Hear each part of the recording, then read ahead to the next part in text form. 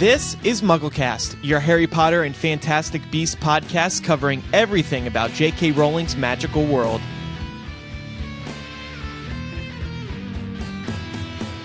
Welcome to MuggleCast episode 300! Live to tape.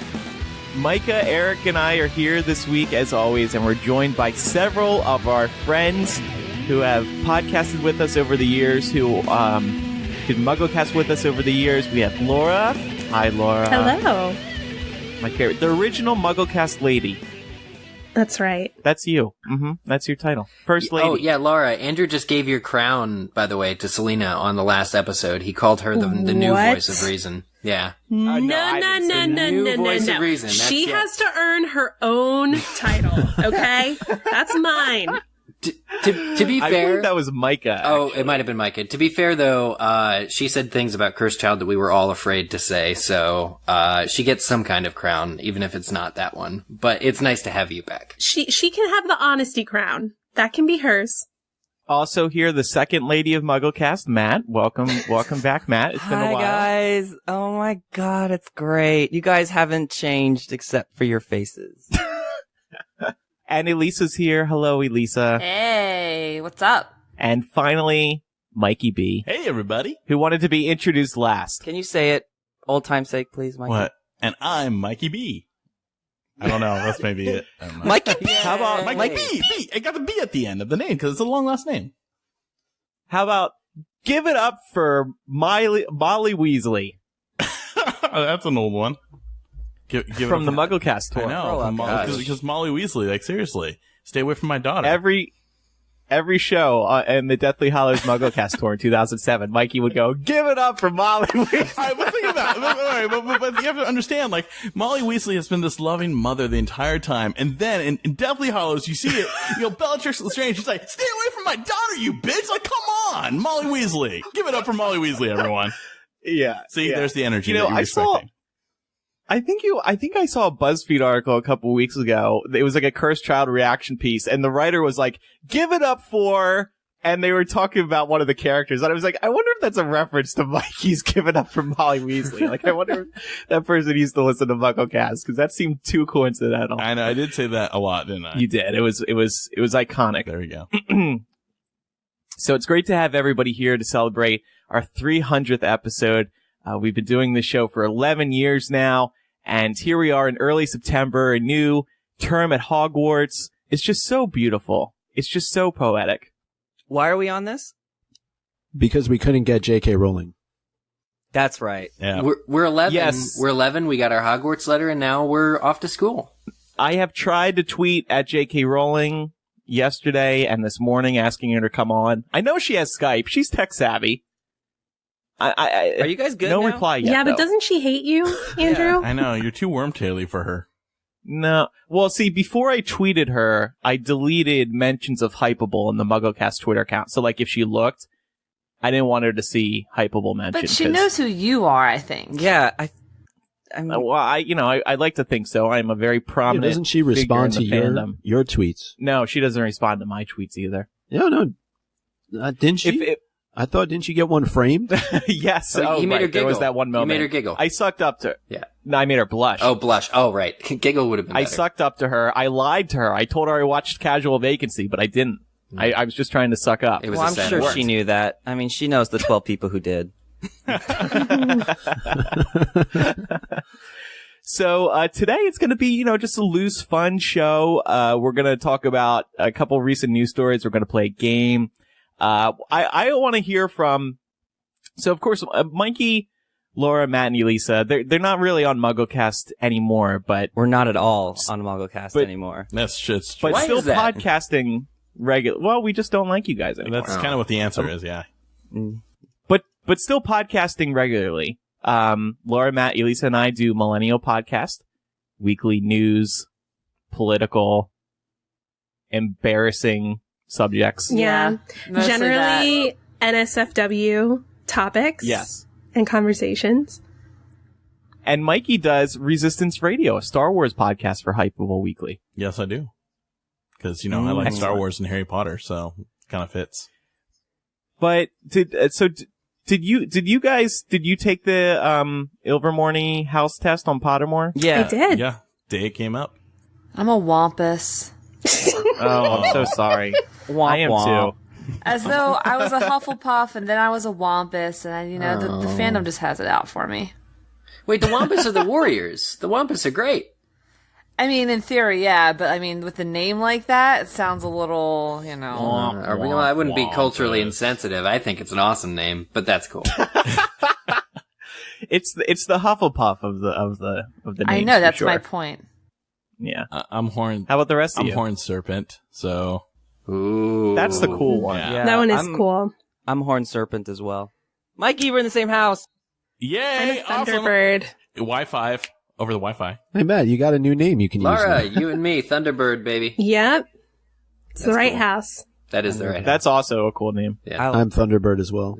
We're going to talk about those houses a little later, by the way. Hold on, Andrew. Before we go any further, can we say, I think Wampus is actually kind of a cool house? Because, if you remember on the TV show Community, you had, the guy who did Pop Pop. You can go, Womp Womp. That's a cool, house tag. Womp Womp. Sure to do that. Every time. But you guys don't understand. I'm doing the hand gestures. My hands are moving over my head going, womp womp. That would be kind of cool. Every time you walk in the common room. Exactly. You're womp womp. That'd be kind of cool, Y'all. right? Horned Serpent, I'm a little disappointed because I'm I got horns and I'm a snake. Horn Serp. Yeah, Everybody Horn replies, Serp. No. Horn Serp. No. I'm horned up for Horned Serpent. Hey, everybody, are y'all horned? Yeah. Get horned. That's what they say when they Hashtag walk into the get common horned. room. That's what I always say. And did any of you read Cursed Child? I shudder to hear what the Millennial hosts are going to say to this, but I didn't read it, Andrew.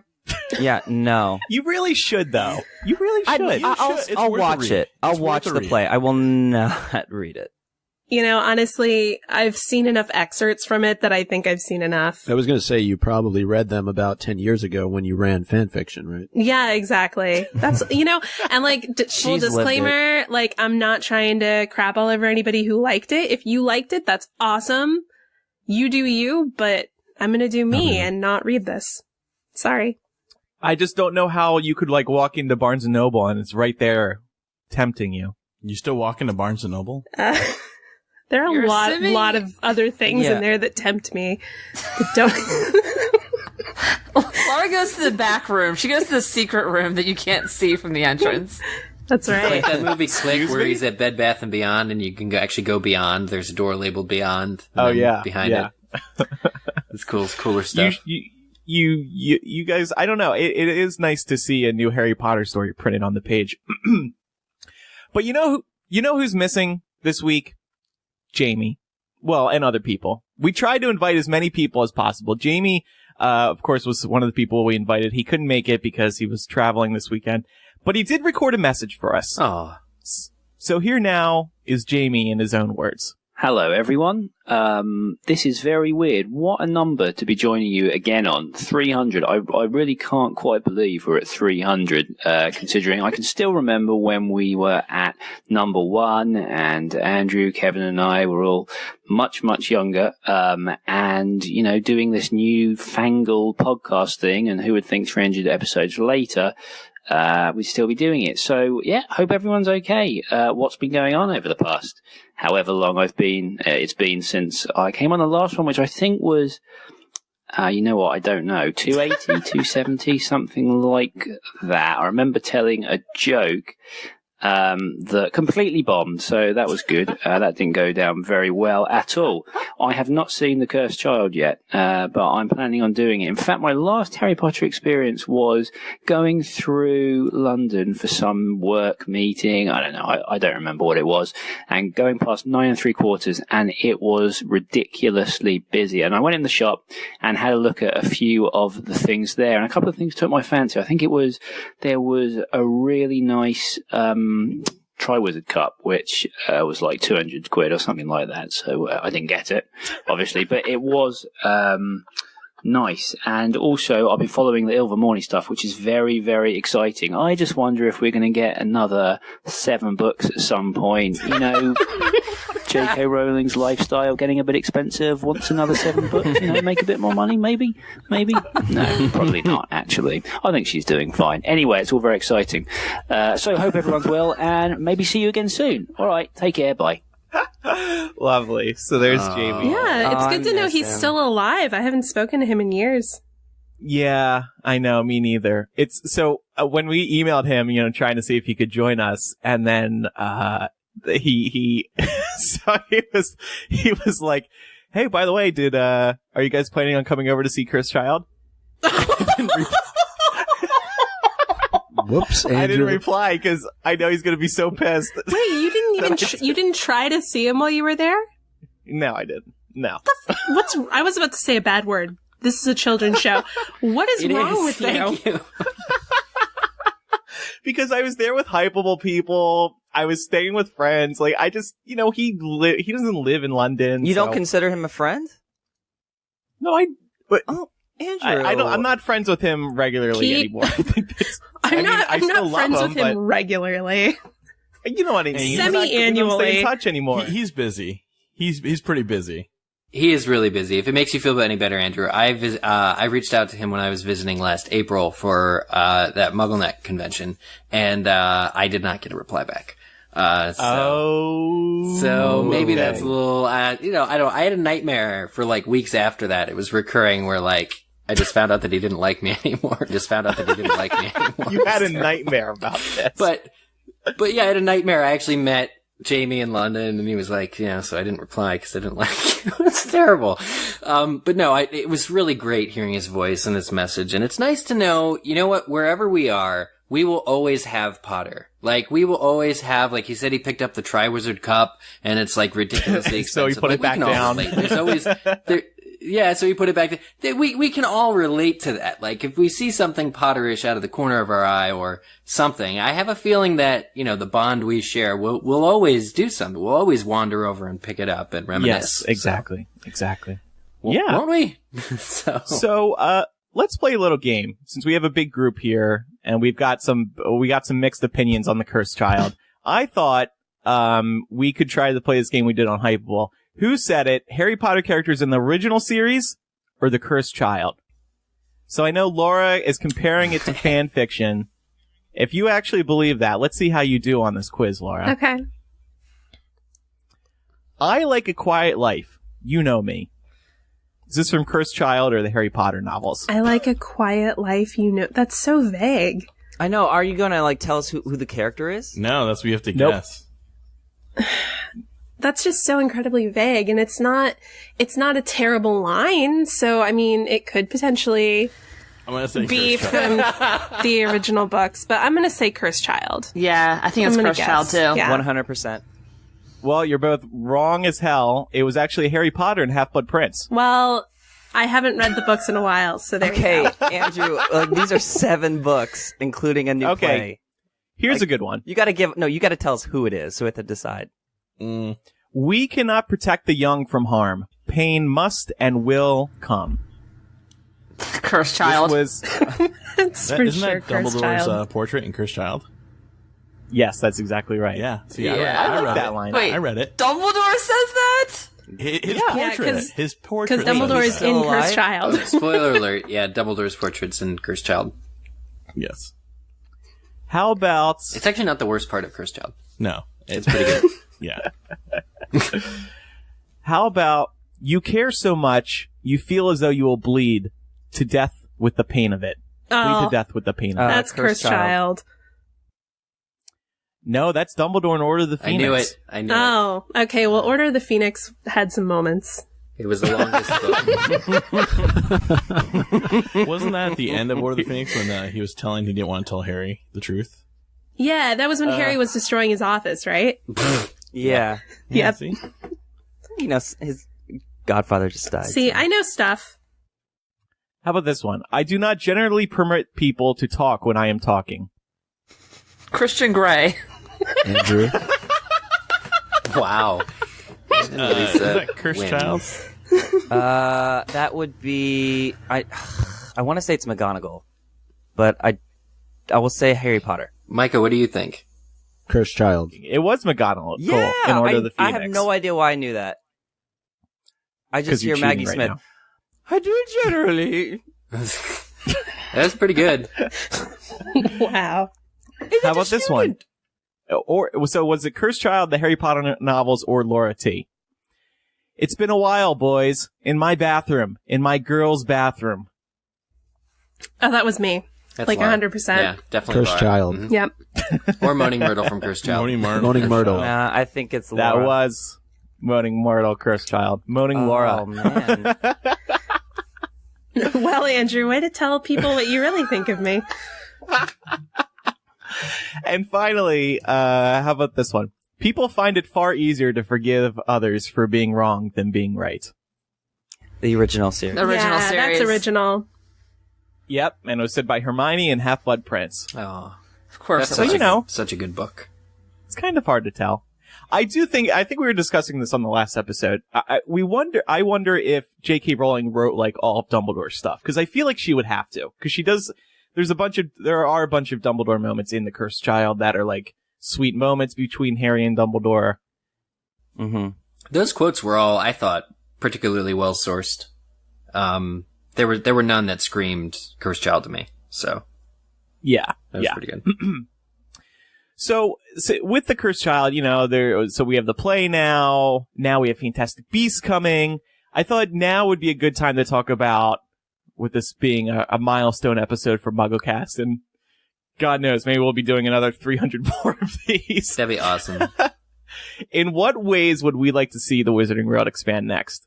Or do we want to see it expand? No. Like physically, like in the theme parks, or Theme in parks, literature. maybe a television series, another movie spin-off series. Elysa, you don't want to see it expand at all? I would love to see the theme park expand. We can just turn that into its own sovereign state for all I care. That would be great. But I don't want to see the stories or the story expand anymore. No. It's a great thing. We have a great thing, and I want it to stay a great thing. I don't want to run the risk of it being ruined, even accidentally, by some plot hole or character assassination or whatever. If there's a TV series that comes out, I'm not watching it just on principle. But that said, again, if they keep expanding the theme park, I'll be there every summer. Well, what about okay, do you mean TV series like specifically retelling the Harry Potter story, or just something else entirely? Because I've been thinking like maybe they could do like a Marauders TV series. That would be really cool. Founders TV series, or a whole lot more. miniseries, yeah. I always thought it would be really cool to like have a kind of like a Grey's Anatomy spin-off, but at St. Mungo's Hospital.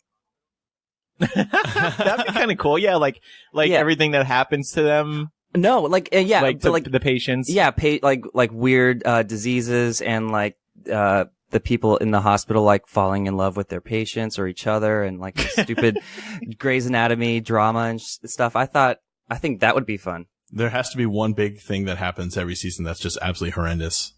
Oh yeah, yeah. Like a wand explodes and a Avada Kedavra comes out and kills like half the ward or something. Or somebody actually loses a buttock from putting From flinching. like that would be Yeah. awesome. Like just or like there's a werewolf that's loose in the hospital or something. yeah. Is that Code Moon? Code Moon? Yeah. Oh gosh. One of our listeners wrote in was like, I would like to see 8 seasons of an HBO series for Harry Potter. I was thinking, okay, not HBO. That's a little, I don't know, graphic or something. Like No, Harry Potter graphic. could be It doesn't done, have to be Eric. graphic. it could be done well with, I think, on like maybe not ABC. Come on. No. I think No Netflix network. should do it. Netflix. Netflix, Yes. yeah. Netflix What about or like even an animated series? Kind of like, again, would I'm love- going to compare this to Star Wars here, because yeah. Star Wars has the Lucasfilm Story Group to do all these additional content beyond just movies. What if, J.K. Rowling set up like a Harry Potter story group to do all this additional output from comics to... This is why I have to watch Rebels. I have Yeah. to watch it. You and have to. Clone It's Wars, amazing. because apparently it's like the way people talk about it, the way you talk about it, Mike. It's on your podcast, amazing. too. Like good storytelling through the lens of animation. Like if it were taken seriously, I think Harry Potter could be done well animation wise. I mean, you No, wouldn't have I to worry think it would be about done actors great. aging. So yeah. there's that. And then all the magic effects and everything would be done with the animation. Like, I'll tell you this, again, comparing it to Star Wars real quick, the first seasons of all those animated stories are really aimed at kids until they find their footing. But then they grow so deep into like the mythos of what the story is. And I feel like the same thing can happen. Like, I would love to see a, founder's story, just like Wild Magic at the time, cause that's when the founders kind of decided to build a house, build Hogwarts, start to train people formally on magic. So it'd be really fun to see an animation, something like that. But the problem is, like Star Wars, you can't just have anyone throw their hat in it. And of course, there's rights and royalties and stuff like that. But if there's like one group that kind of manages to make sure everything is cohesive, like that would be huge, because then you could say, okay, this is the new canon for Harry Potter. And it would just expand it, not just in like TV shows, but like we already have Fantastical Beasts coming out, and that's a trilogy, like other movies that are going to be spin-offs on it. And then also just like comics. Like I love reading comic books. It's a different way to absorb, different type of media. And it would be fun to see Harry Potter comics, because they'd be short. Yeah, I think J.K. Rowling will keep a tighter lid on it compared to what's happened with Star Wars, though I do agree it does seem like it's kind of heading that way. Well, because as of right now, I guess the play wasn't I'll argue written one by bit her, of but that. Because remember, George Lucas didn't start doing this until, Star Wars was 20 years old. Because he did the original trilogy and he stopped. Nothing happened. There was like a handful of books, and then they introduced a few books with some great things, and then they did more movies, and then it just totally exploded when he decided to sell the rights to Disney. Of course, Disney is masters of media. So I don't know if J.K. Rowling would ever sell her rights to Harry Potter, like when she's ready to retire and she's done with it. But who knows? Maybe she will. She has Warner Brothers making all these great movies, and Warner Brothers has Warner Brothers Animation, and, there's just a bunch of opportunities. I would love to see something like that and just expand the story and lore. I think HBO would do a great job, like doing a Game of Thrones style Founders miniseries, like 5 or 6 episodes. That's it per season. No, yeah, kind of like the night like of. A limited series, like the Night of, or John Adams, or Olive Kitteridge. Like I'm putting this here right now. Mark Addy for Godric Gryffindor immediately, right? Everybody else, Mark Addy. Who was that? He played King Robert on Game of Thrones. I think. Are you saying Gryffindor is a drunk? Should be Gryffindor. He was the Robb Stark in Game of Thrones, and the Prince and Cinderella. Okay, who for Rowena then? Let's just cast the founder. You know what? Those actors they got for the theme park though were awesome. I think that are in the portraits when you go through the Forbidden Journey ride. Yeah, but they gotta have some sex appeal. Yeah. Well, wait, why? Yeah, or just sex. Why? They're fine. Because it's not. I mean, it's Hollywood, man. But we actually had a Hypable reader write an opinion piece that we published today. About the expanding Wizarding World. And she brought up a good point that the expansion of the Wizarding World through Rowling's extra material is not a question of if, but when and how. If Rowling wants to have control of how her extra material is presented in her lifetime, then that should be respected. The extra materials are hard work, the product of 2 decades of imagination and labor. The point being, well, it's better that she's expanding it rather than somebody else, because, God forbid the day she passes away, what happens to the series? Who's in control of it then? And I think we would rather J.K. Rowling be the one who's in control of it now instead of refusing to do anything than whoever could potentially have the rights to it after, because she wouldn't be directly involved.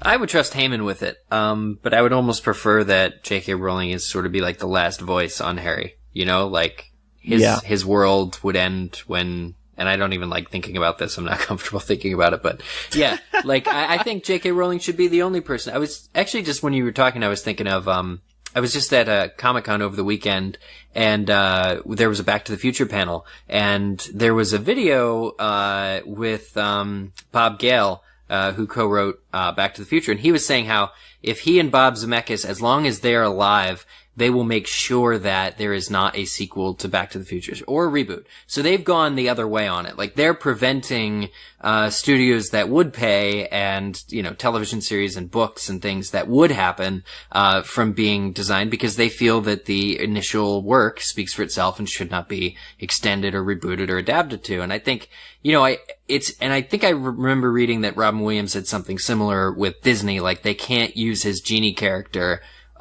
even after his death for another like 20 years. Like he somehow made it where they can't touch it. And so, that would be interesting, I think. Like I don't want to see, unless maybe that's what her daughter, maybe that's what J.K. Rowling's daughter Jessica's been up to, like learning to write, and maybe she would like take it on, much like Christopher Tolkien, you know? She's being groomed to be the next J.K. Rowling, heir to the throne. Like a family, like a bloodline thing would be the only thing I would be, I think, relatively okay with happening.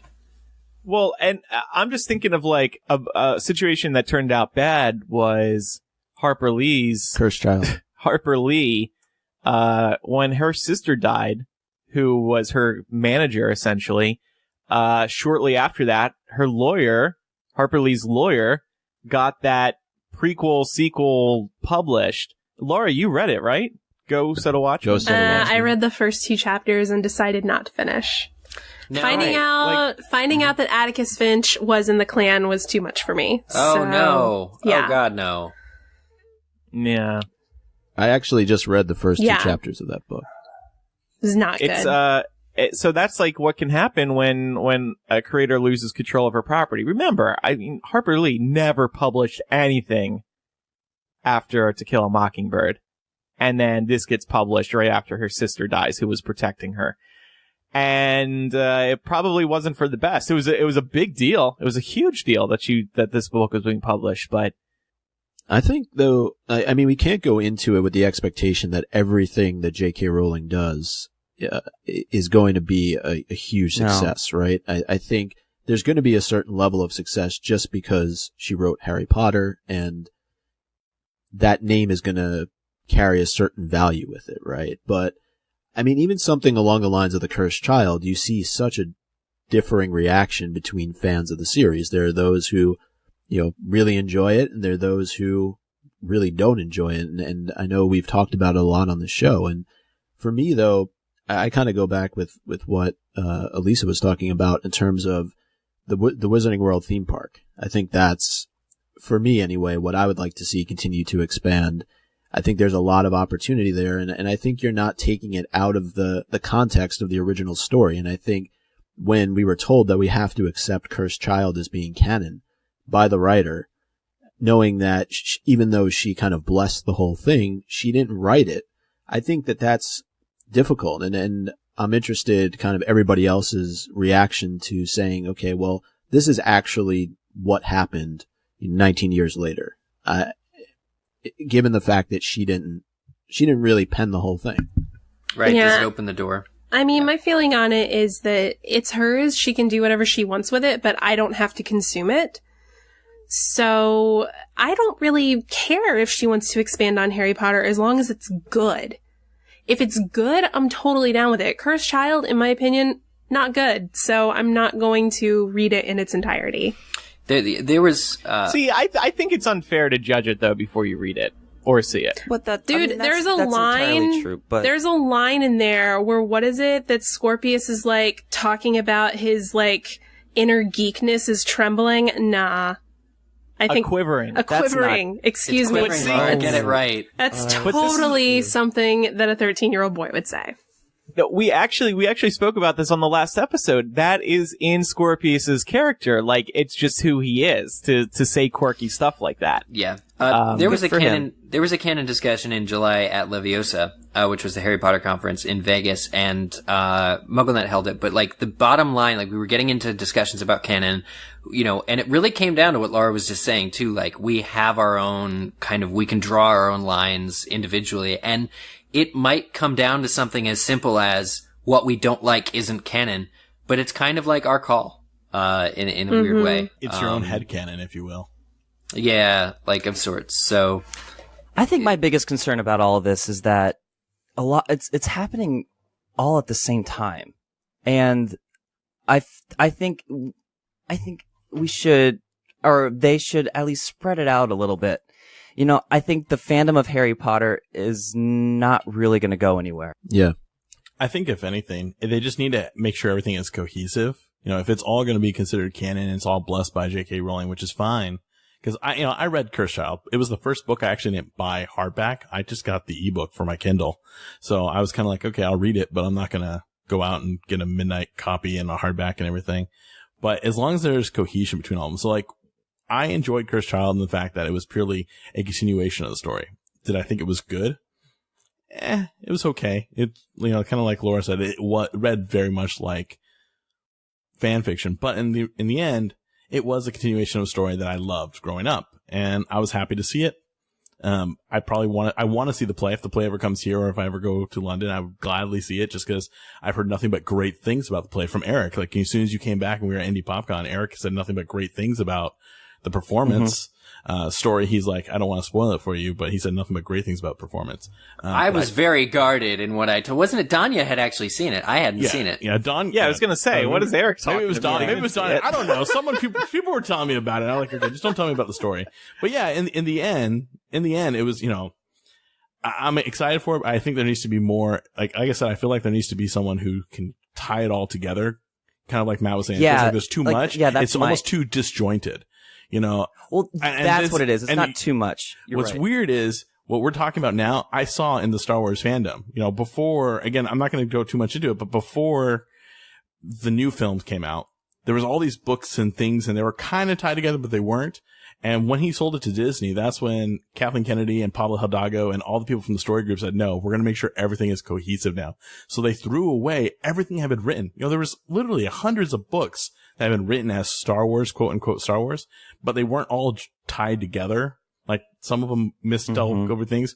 Now the story group makes sure every single thing that is put out there ties together and it all makes sense. And I feel like that's something Harry Potter is missing, because I don't think we can say J.K. Rowling can do that herself. Like, there's a whole group of people that do that and manage it, make sure timelines are right. Story arcs for this one is not going to affect that they're working on the next film or something like that. So like, everything has to just tie together now, which is just, I think great in that universe, because it's something that Marvel can't even do. Like, if you look at Marvel's television versus their film, where everything is all connected in quotes, the movies are connected, but the television has been kind of poo-pooed because there are two different heads that manage the television department for Marvel and the film department. Whereas with Lucasfilm and Disney, the way they're doing it, it's one that manages from comics to books to movies to TV shows. Like, literally everything is connected, and it's just amazing to be able to be around it. I will say I am almost a little overwhelmed with Star Wars stuff now, because I can't go to Target and see, 50 different Star Wars t-shirts and things that are available now, because I grew up loving it and it just wasn't there. I'm like, I can't afford all of this stuff now. For the most part, it's still Joe. Like, it's still just Joe that's putting this stuff out. Granted, the movies are kind of tangential to that because they're adaptations of her work. But I mean, the new Fantastic Beasts was screenplayed by her, so, they're screenwritten by her, so there's that. But like, for the most part, it hasn't expanded to where there's so many cooks in the kitchen now, I think. I think it's still sort of in that nice, protective, really easy. It's blessed Chris by her, Child but not is written by still, her. Yeah, but that's one example. You can't name 15 more like you could with Star Wars. Like the theme parks, they have their own stories for all the different things, and those weren't written by her at all. So like, if, I was just at the Universal Studios one in Hollywood, and I remember walking through with my mom, and she's like, "Is any of this like the movies or the books? I don't remember any of it." And it's there's the outside stuff, but like all the stories they tell you from the wand ceremony, so it's completely made up, written by someone else, and it is a little disjointed. I also think, us as fans, I think we're kind of splitting hairs, because like, we are very, connected yeah, I know, right? Very interested in, cause this is our fandom. Like, this is the fandom that we grew up being a part of. So of course, like, you're going to be interested in everything that comes out within this universe. But, to just the general public, they're not going to see it as being too much, because, well, let's be frank, like, not a lot of people are going to go see Cursed Child, and they probably won't even read the newest book, and if they, or the screenplay, and if they do, like, it won't, like, go past more than just finishing the story. And so, I think, I'm kind of arguing against myself here because of what I just said earlier, but I just wanted to go back to something that Mikey said about kind of having one central place that this is all going through, and I feel like they're trying to do that a little bit with Pottermore. Ever since they relaunched it, I feel like there's a lot of things that are sort of going through that one place. I mean, they've turned into more of a news site, like breaking news on Fantastic Beasts. I don't really know if they've done a lot with Cursed Child, but I feel like there's been some information that's been put out there. And then, of course, with Ilvermorny and these new ebooks that are coming out, I feel like they are trying to streamline things all through one place. I don't know if Pottermore is the best choice for that, just given that we've talked a lot about it on this show, but I do feel like they are at least trying to have everything go through one particular spot. It's interesting that you mentioned that, because Pottermore is not just a website. If you go to like Amazon and search like the new books that are coming out, they're being sold and published through Pottermore, at least the digital versions. Mm-hmm. So it's definitely, I'm sure, I wouldn't be surprised if Pottermore is going to be the name of the Harry Potter story group in the future. Because she's not going to just stop with these 7 books. I said this back when the last book came out. I would be amazed if this world has been created and people don't ask her constantly to let us explore more. And I think that's what's going to happen. And I agree with Pottermore. I have to say, this is all in terms of the expanding universe. My feeling is I love having something like an encyclopedia, something that is just sort of giving us background information on what's already happened story-wise. That stuff I love. I'll consume that all day, because that's not changing canon or expanding upon canon. It's just elaborating on what already exists.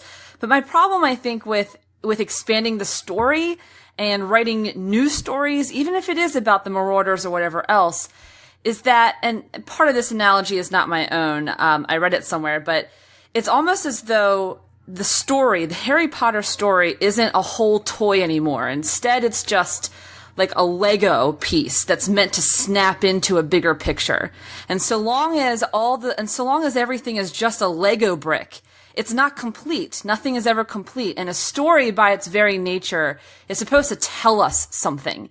Even if it's just something superficial, like, oh, this character is an asshole, or this character is a great person. Even if all it is telling us something about a character, or if it's something bigger and it's telling us about, a moral qualm, or it's teaching us a lesson, whatever it is, stories at their heart tell us something. And so long as we're always waiting for the next piece, we don't know what it's telling us, because we always have to wait for the conclusion. We're always wondering, oh, how is the next piece going to change what it's telling us? And so I guess I just worry that by expanding on canon so much, we're not getting a complete story so much as we are just waiting for the next piece of it. I like that. That's very interesting to me. All was not well, after all. I mean, do you think there will be a subset of Harry Potter fans who are excited for it the way that we were excited before all 7 books were done, and out? Like J.K. Rowling said early on. Because I don't think you can ever replicate that. That's my honest opinion, is I don't think you could replicate. Right, I agree. The way that everything played itself out. I mean, the fact that all of us are sitting here talking today is because of this series. But I mean, it would be silly or naive to assume they won't retry it, right? So I have a feeling. What do you mean by retry? Well, just like there are certain Harry Potter fans out there, a bunch of them, who liked Cursed Child, there will be people out there who are a support and are excited by these furthering partial stories that we're getting, as Elysa was saying, that are leading up to a new conclusion. I'm excited by them, and I think we're in a bit of a bubble here. I think the vast majority of people are excited about all these expansions. I don't think we're reflective of most people. I'm super which excited, is kind of funny because we're also a Harry Potter podcast. I am too. I'm ready for midnight showing of it. I'm super excited. I have my, after seeing Eric dressed up, in his Gryffindor robes, Indie PopCon, I'm like, I got my robes out. I'm ready to be dressed up at the new movie. Me too. I'm going to go to a midnight thing for sure. And Mike and I are going to we're going to the screening with J.K. Rowling in November in New York. I got my tickets right here. Mike and I are going to have a hot date in New York City, baby. That's right. We're going to hold hands in the theater, right, Micah? Let's not go that far. I'm going to yell to J.K. Rowling, I am Wormtaily! Oh, God. I think you need a t-shirt that says, I'm Wormtaily. And then Micah, you need a shirt that says I'm with Wormtaily. That's the arrow. Hashtag I'm with Wormtaily.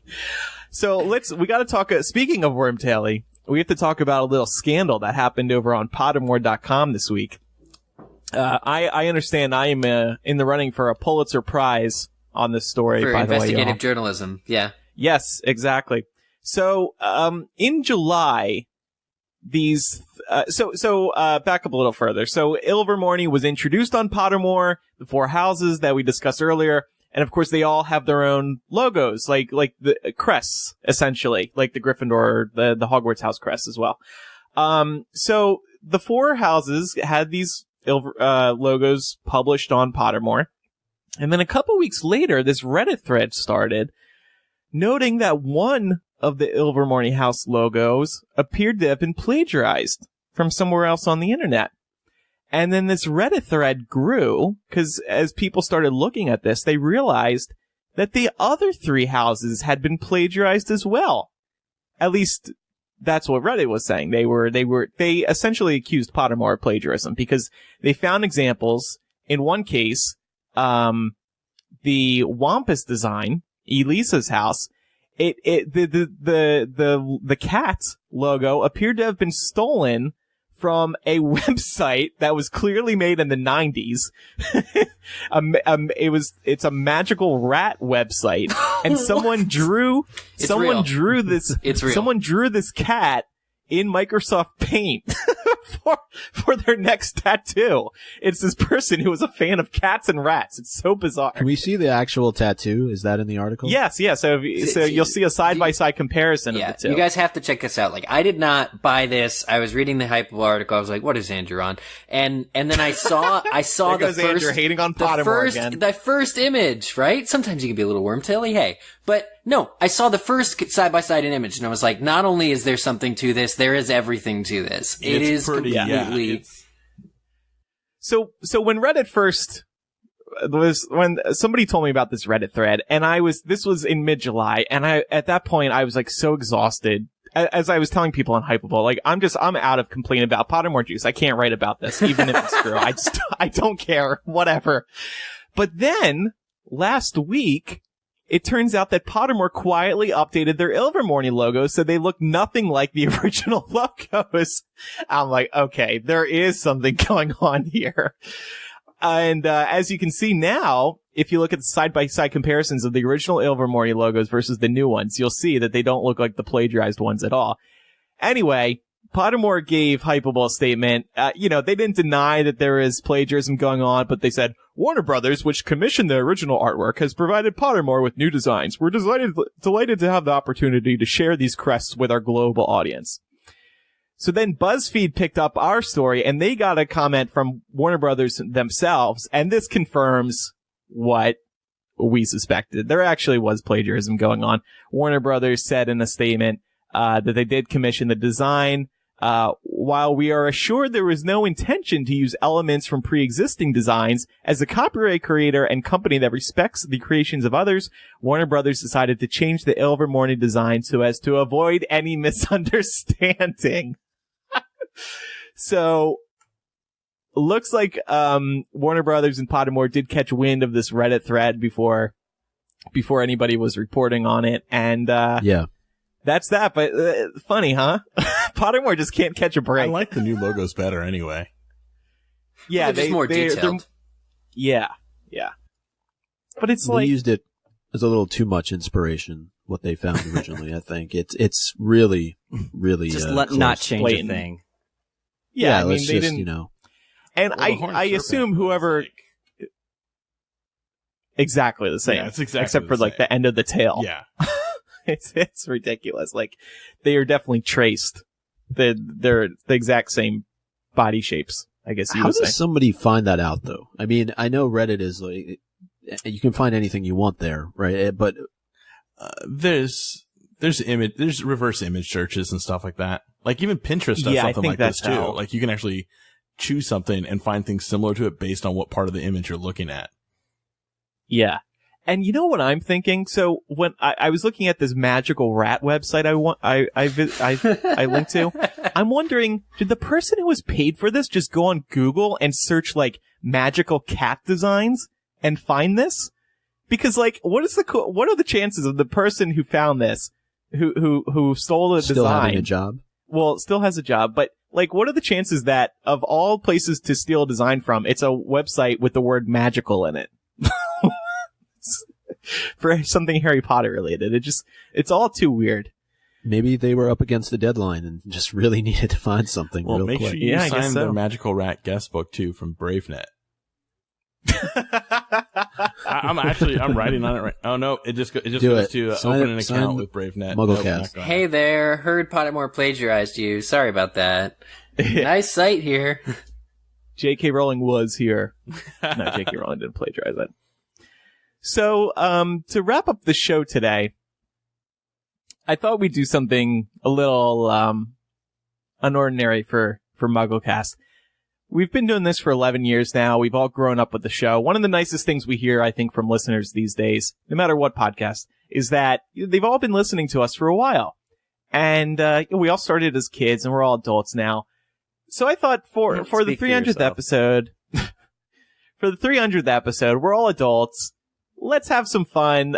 Speaking of Reddit, actually, there's this viral, I would call it viral. I don't know if things go viral on Reddit exactly, but there's this big Reddit thread. Things are hot right now. Hot on Reddit. This is a thread that was started yesterday titled, "What are some crazy / not safe for work things that definitely happened in the Harry Potter universe, but J.K. Rowling couldn't write because they were kids' books?" So I wanted to read some of these because they're so funny. And we came up with some of our own. I know Laura and Matt did.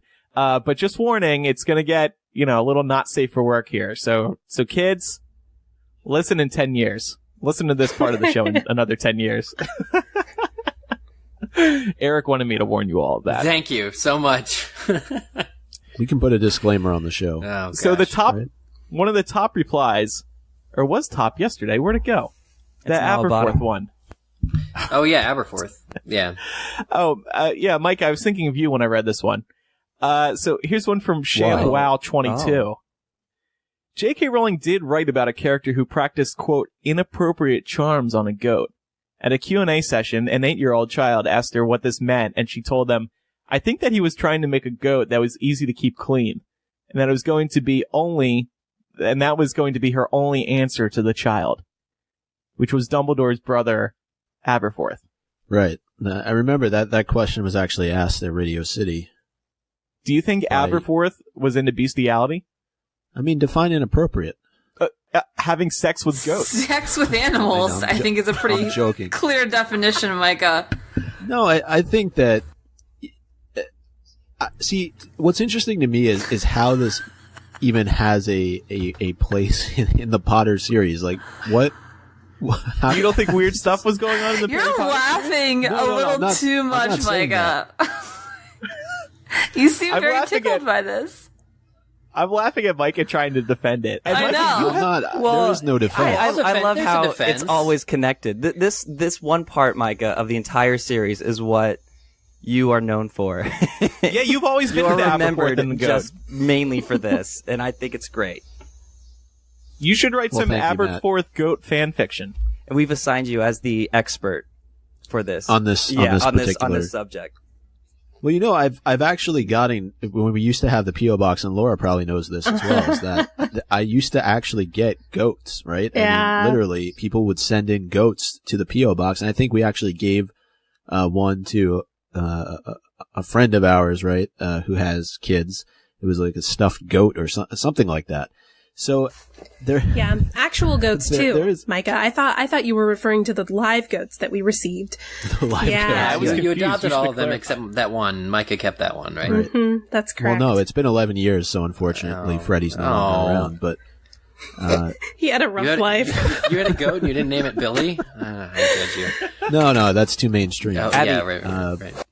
But yeah, it's just, to me, there's plenty of weird shit that we could talk about in the Potter series that's not safe for work. But I just found it, I remember sitting in Radio City when J.K. Rowling was trying to explain this to, it was probably like a 9 or a 10-year-old Yeah, kid. she asked them how old they were. This is on the Reddit thread too, right? Like, first she asked, "How old are you?" And then she gave the age-appropriate response to the child.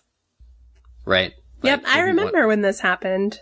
Yeah, it was clearly meant to be dirty. There's just no getting around that.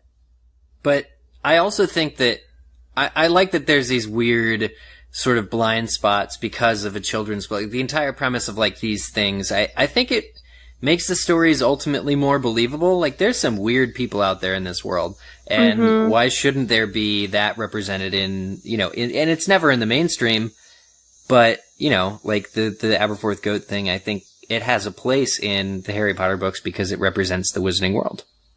So is this line about Aberforth? Like, guys, let's stop trying to be professional. Let's get into the nitty gritty here. Okay, let's go. So what is he trying to say here? Or what is this? What was this quote about keeping the goat clean? So like, Aberforth could have sex with it and like.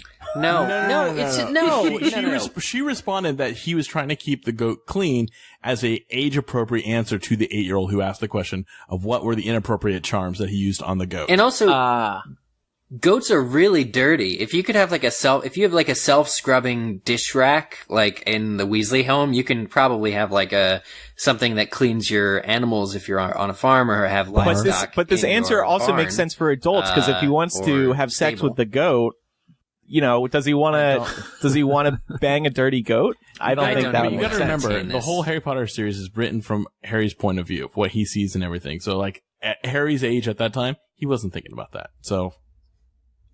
Or was he? I'm trying to keep it clean here. But no, stop. So someone posted, I imagine selling one's type of memories to an experience, you know, that they experience to a pensive. Like, can you imagine all the types of memories, the good, the bad, the inappropriate ones? Again, I'm hedging this line here. You can put whatever you want in there, but sell them in an underground market. So like, what could that, so like, what type of, you could watch somebody have sex? Yeah. I mean, for example, Andrew, like if I'm really, just as an example, not saying this is real life or anything, but if I really was turned on by guys on guys, and if I wanted to be able to see that for myself, then I would maybe offer you money for your memories. Just maybe. Maybe. How much would you charge me out of curiosity? 50 galleons. Okay. Do I get all of your memories with that, or just like one? Yeah, I'll give you everything. Give me everything. God. Yeah. And I'll throw in my Albus Scorpius fantasies as well. Okay. That brings some really interesting questions about consent into, you know? Yeah, privacy like, as well. Someone's private memories, but you know, in the Wizarding world, you can actually watch them and see them. And well, it's not just it's not that, but it's also like memories that can include other people. Well, I would pay 100 galleons for Voldemort's memory of having sex with Bellatrix. I would not. I want to know how that works. I would outbid you. I would pay 200 galleons to see that. So the person who posted, but he can't provide the memories anymore because he's dead. So the person who posted about this, you know, selling someone's memories, you know, through a pensive, they asked, what if Snape accidentally gave Harry the wrong Lily memory? Like, how would that affect Harry? Ooh. When is one of these porn sites on the internet going to do a Voldemort Bellatrix parody porn? I think you know, all these parodies they can finish just as soon as somebody hears you say that when you release this episode. Elysa, will you shoot a Voldemort Bellatrix parody porn with me? Absolutely. Not that I'm saying you look like Bellatrix, but no, I figured I would be Voldemort. I figured I'd be Voldemort. You do have his nose. This is one. Shots fired. Right, who put the Bertha Jorkins thing in here? That was me. Okay, because I want to actually, I want to talk about this because this was something again at Leviosa a couple months ago. Somebody brought this up just in passing about how this was sort of a real thing that was in the series. When you think about this, like things along this topic, let's introduce it first. Okay. Well, there's ahead, like Laura. the crab and Laura, just talk about it. Oh, sure. So there's this quote in the beginning of Goblet of Fire. I think it's in the first chapter. Where Voldemort basically tells Pettigrew that he killed Bertha Jorkins because he had to, and he says, you know, by the way, wizards who are supposed to be dead would do well not to run into Ministry of Magic witches at wayside inns, ... They totally boned, and that's how he got her to go into the forest so that Voldemort could kill her. End of story. That's it. What?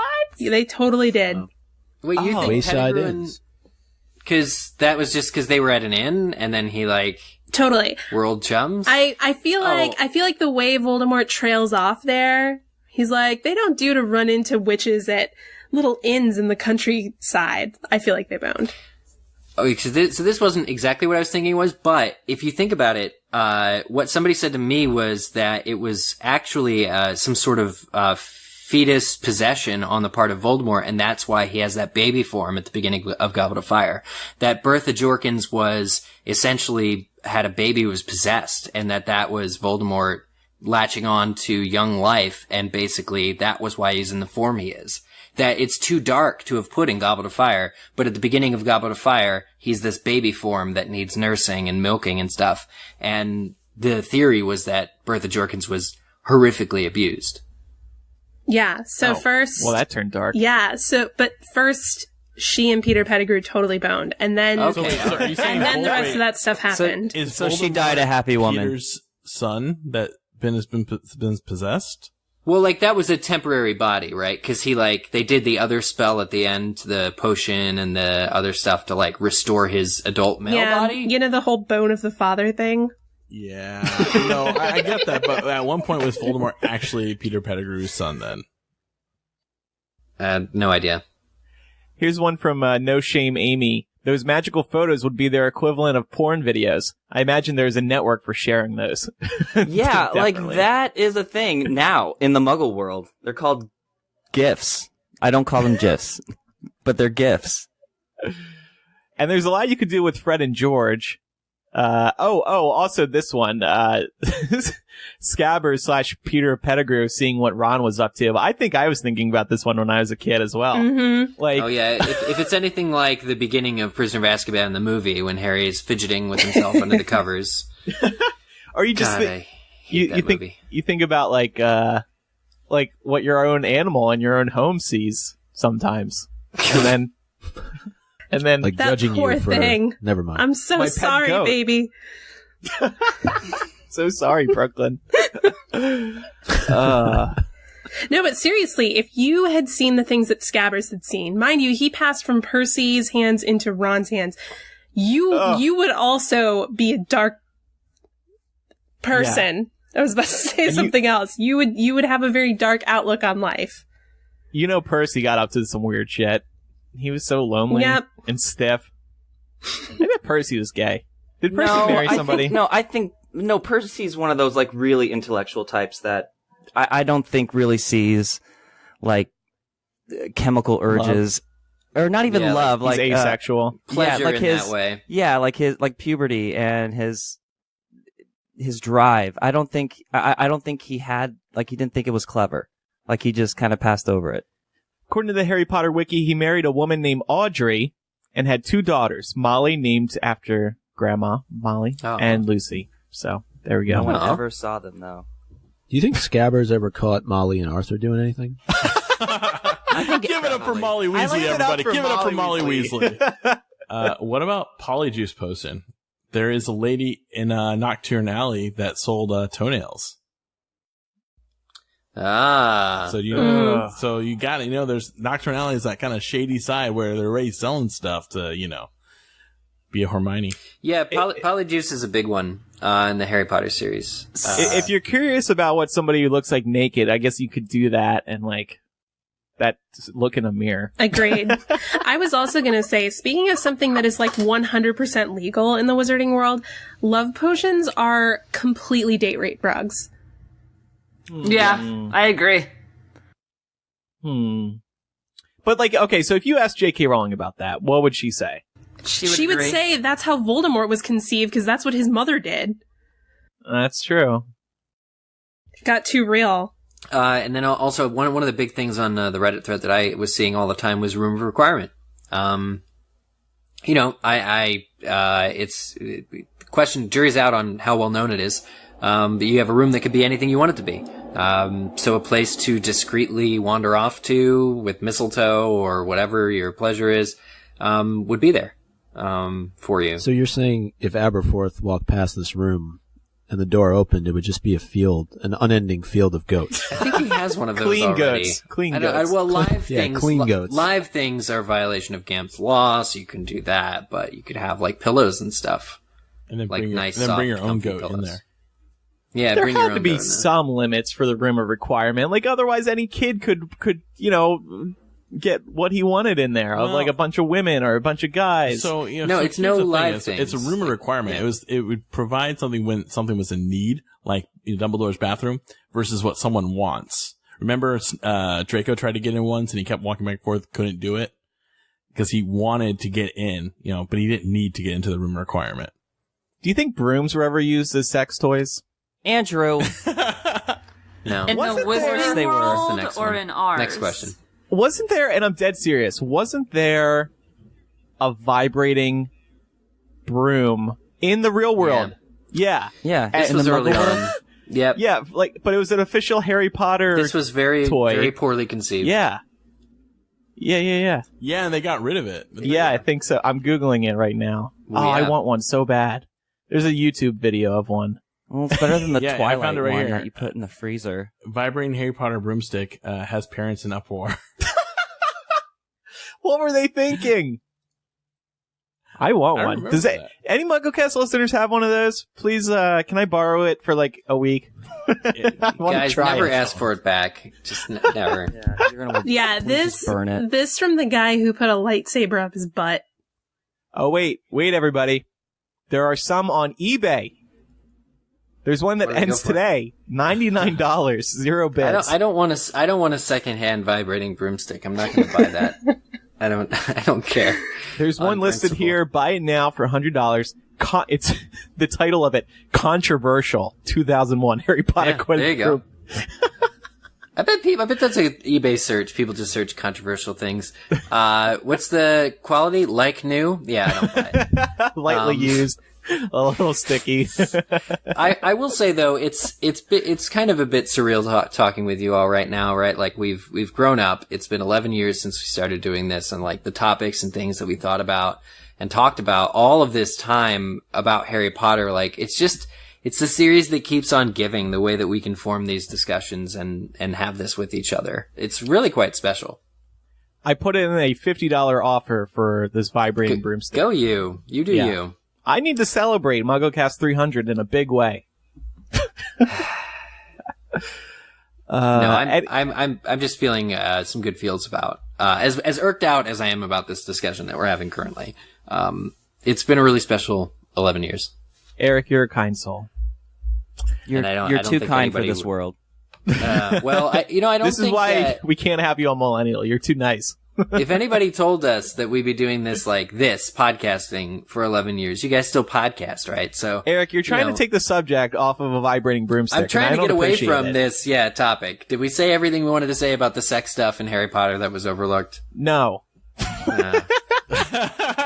No, that's enough. Oh wait, somebody found a review of who pasted this review. Oh no, in here? that was me. The link I posted has like 50 different reviews. Oh no. Of the vibrating This is- broomstick. Oh, come on. Here's one from Amazon. My 12-year-old daughter is a big Harry Potter fan and loved the part with the Nimbus 2000, so I decided her to buy this toy. I was afraid she would think it was too babyish, but she loves this toy. Even my daughter's friends enjoy playing with this fun toy. I'm surprised at how long they could just sit in her room and play with this magical broomstick. A great buy for any Harry Potter fan.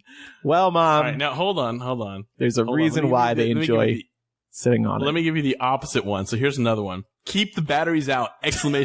Amazon reviewer. A toy enthusiast from New Jersey. This toy was #1 on my daughter's Christmas list. So what the heck? Although it has no educational value, I figured it would be good for imaginative play. It wasn't until she opened her gift and started playing with it that I realized that the toy may offer a more than centralized experience.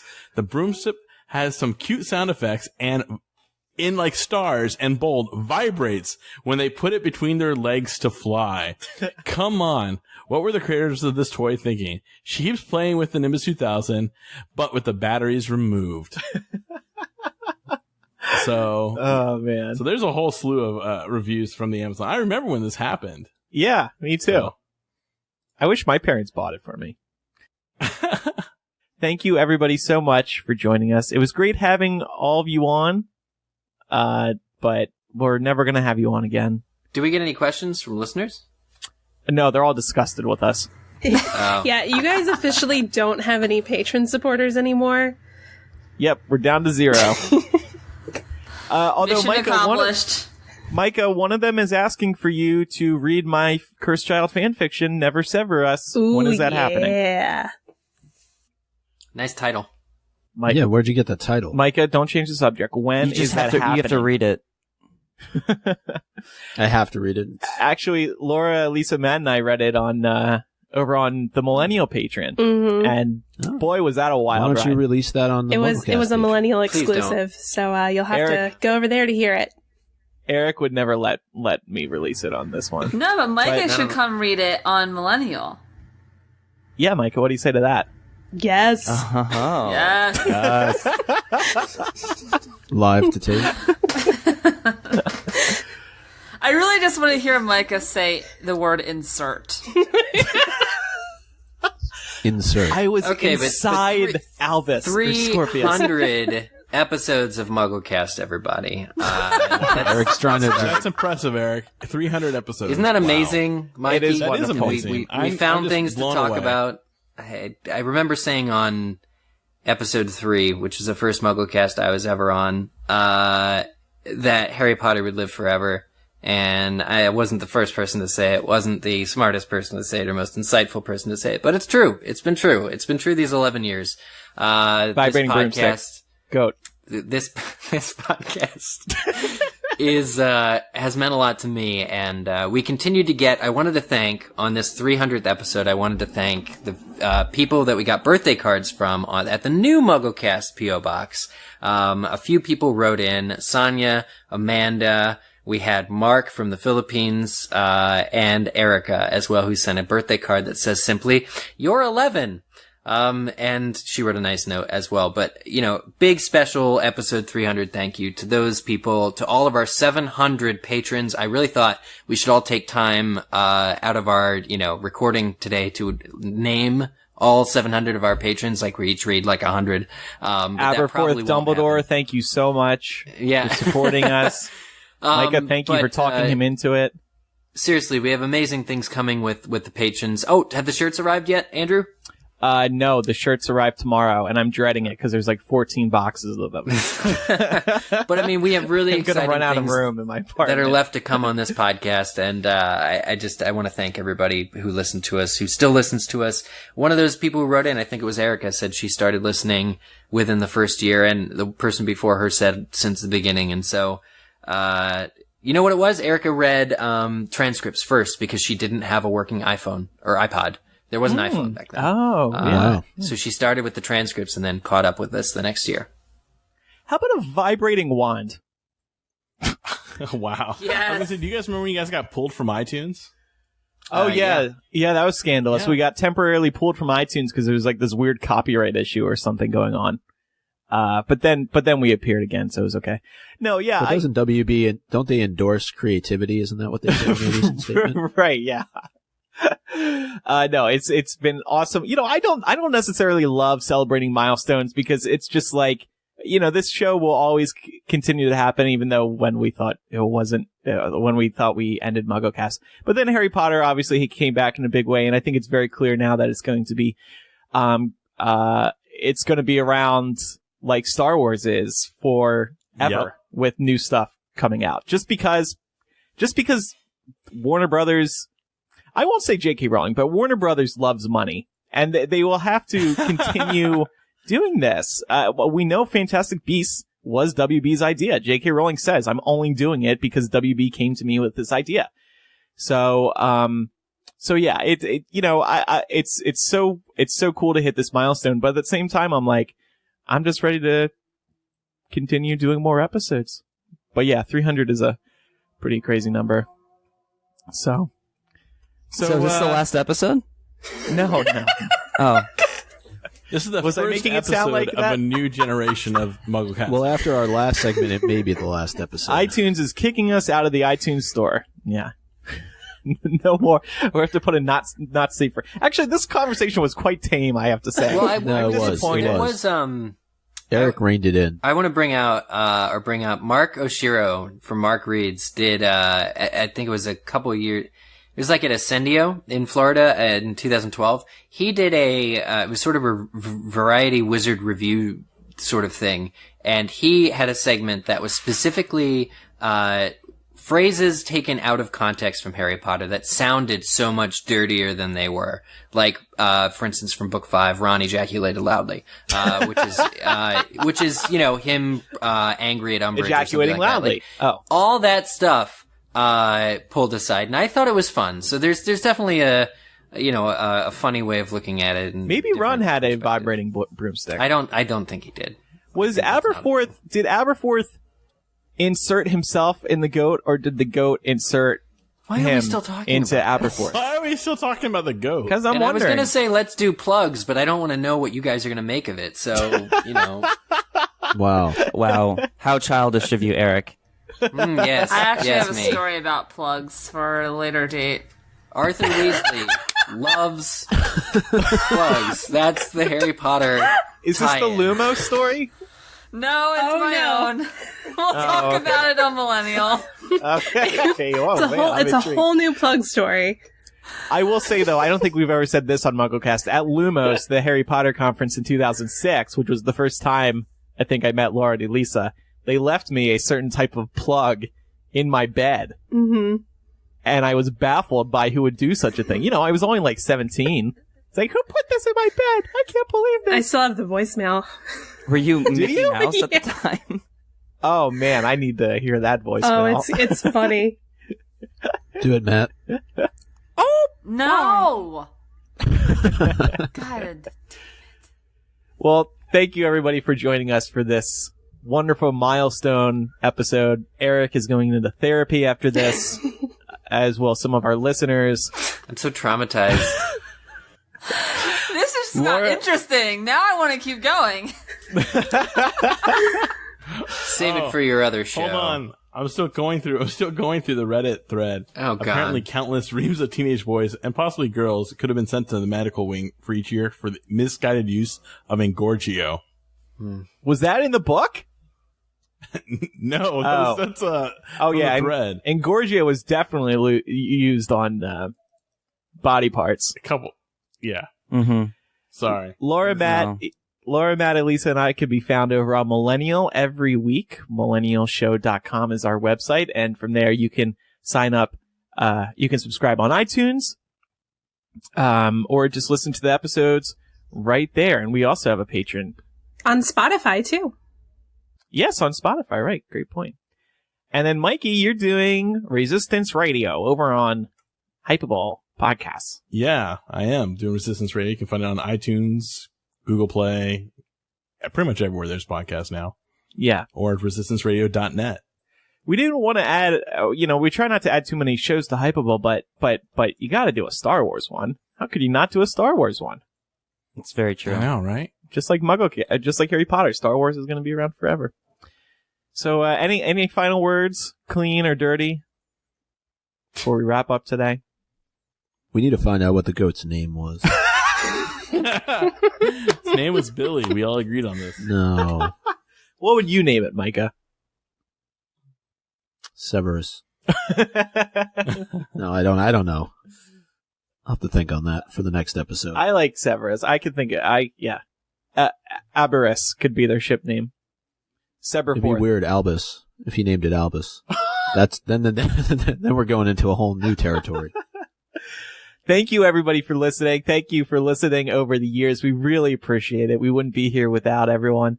Again, thank you to all of the people who have been on the show over the years, still joining us over the years.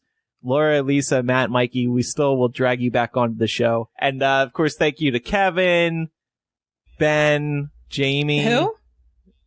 Who else? Who else over the years? I'm trying to think. I mean, we've had lots of guest hosts on from time to time. That's true. You know what? How about this, guys? Let's do a spy on Sparts. I'm going to call Emerson right now. No, that's okay. No, don't. God. What? Yeah. Please, no. Please, no. No? No. I'll pass. Okay.